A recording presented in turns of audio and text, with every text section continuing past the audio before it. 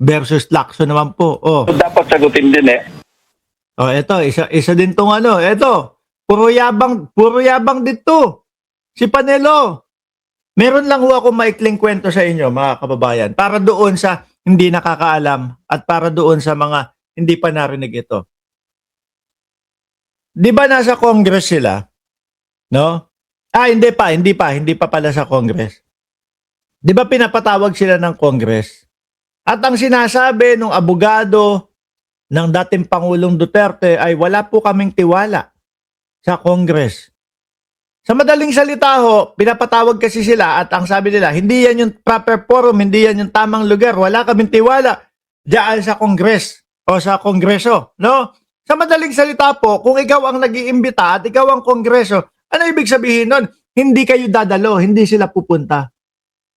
So syempre po, para ipaalam sa mamamayang Pilipino na walang matutuloy na hearing kasi yung pinaka-principal hindi dadalo dahil nga walang tiwala sa Congress, nag-anunsyo ang Congress. Inilagay ho nila doon sa kanilang social media o doon sa website nila na itong pagdinig kay dating Pangulong Duterte ay hindi na matutuloy. Cancel na. Dahil nga, yun yung sabi nila wala silang tiwala. Siguro, nung nabasa na ho nung kampo ni Panelo at ng dating Pangulong Duterte, nagyabang itong si Panelo. Ang sabi, tignan nyo po, nalaman kasi nila na pupunta kami, nasisipot kami, bigla nilang kinansel, natakot sila. Naalala nyo yun? Diba? Natakot daw po ang Congress kasi sisipot daw kasi sila kaya kinansel. Binaliktad nila. So ngayon, sila Barberso, ready nun, mga kababayan. Ginawa, ganun ba, ready kayo? Sige, ibalik namin yan. Wala na silang nagawa.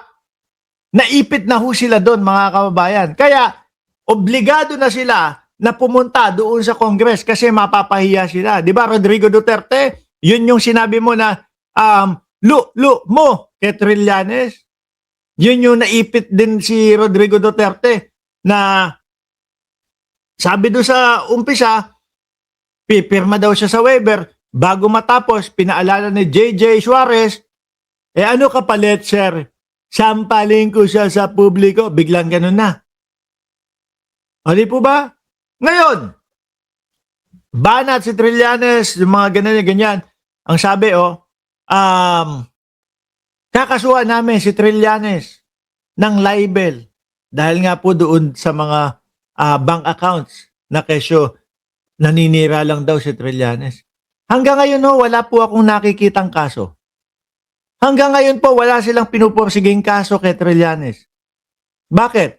Tama si Salt ER, checkmate sila doon.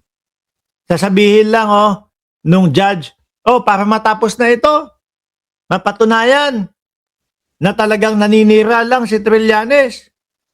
Ipakita nyo na, ilabas nyo na. Pirmahan nyo na yung waiver, tingnan natin. Yung bank statement niyan, tingnan natin. Kung talaga bang may pumasok na bilyon-bilyon piso galing sa mga yun po yung matagal nang ayaw mangyari ng dating Pangulong Duterte na mabuksan yung mga bank accounts na yun. Kaya hanggang ngayon po, yung sinasabi nila, Panelo, kakasuhan namin si Trillanes, wala. Hindi lumalabas. Kasi doon, sibak sila. Ngayon, siguro, dahil nga kaka-fake news o kung ano-anong mga pinagsasabi ni Panelo, nabwisit na din siguro sa kanya si Senador Ping Lacson. Alam mo, much as I don't want to comment on a nonsensical comment or statement, pero dapat sagutin din bakit marunong pa siya sa amin?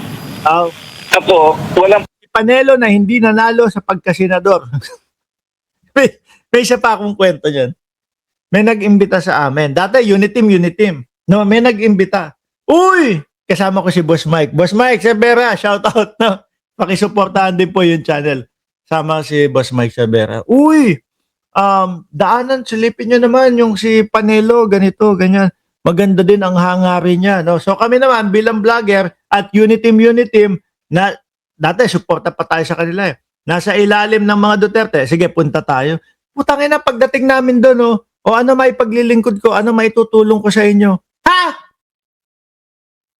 Parang kami bigla yung nanghihingi ng tulong. Samantalang yung kandidatura ni Panelo nun, ni hindi marinig ho, mga kababayan. Ni hindi pumapasok doon sa mga top 12, Magic 12. Pagdating namin doon, o ano may paglilingkod ko sa inyo? Ano may tutulong ko sa inyo? Ha, putik na yan. Kami pa pala humihingi ng tulong. O sige, uwi na kami. Tinatawag kami, uy, balik kayo dito. Hindi, tuloy-tuloy kami. Kanya estilo ng mga yan eh. Pwede magsalita on my behalf. I can speak for myself, except the evidence. Sinabi ko na yan eh, we'll always be guided by the evidence. Wala pa tayo doon. Bakit pinangungunahan niya at tatawagin pa niya kaming pusakal? Oh. Anong yung intention nun? Lalagay niya kami on the spot. Ba't mas marunong pa siya sa akin? Bakit mas marunong pa siya kay Risa? Ba't mas marunong pa siya kay Kiko? Direktay mo na. Ba't mas marunong pa siya sa aming mga senador? Hindi naman siya naging senador. No? Talo naman siya. Kung, alam nyo mga kababayan, kung ang bilang ng mga senador, na tumatakbo ng panahon na yun ay 60, siguro yung pangalan ni Panelo nasa 57 ho, mga bossing. Ba't mas marunong pa siya kay SP? Bakit manghuhula ba siya? Oh. Kung sabihin ko siya yung pusakal Oh. na manghuhula, Oh. yun ang talagang complete nonsense. Yung sasabihin mong apat yung sigurado magko-convict. Oh. Hindi lang siya pusakal, ungas siya, ungas. Ungas ka pala, Panelo eh. Nasabi, ungas ka pala, Panelo eh. Ito yung expected niya. Alam mo, ano? sa kagaganyan niya, baka malaglag siya from the kisam eh. Sorry. Dati rin Alam sigurado mo ba yung mga nakalaglag sa kisam eh? Kung ano yun? Nalaglag yung butiki sa kisame? Yung pala yung sinabi niya. Hindi, puro ganyan naman kasi si Panelo, mga bossing eh. Walang ano yan. Tapos, alam ko, isa din yan, mga yan na nagsasabi, Romualdez, no?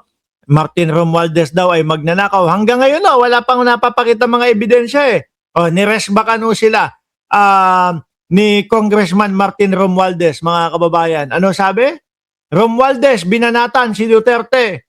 Binudol tayo noon, wala namang nagawang tama. Baka merong mga nagsasabi dito na magnanakaw si Romualdez. No, okay lang sabihin nyo. Pero syempre, nandito po kayo sa channel ni Mark Ramos, hindi ko hahayaan na sabihin nyo ng magnanakaw si Romualdez pero wala po kayo ipapakitang ebidensya. Pakitaan po ng ebidensya tayo. No? Ganun lang naman po kasimple yun. Hindi ho tayo mga DDS na magnanakaw to, asa ebidensya mo? Ito, follow na lang. Kailangan lapagan, mga kababayan. Sasabihin mo, kung sino yung source mo, baka mamaya sabihin nyo sa amin, ang source nyo yung 18 Marites din.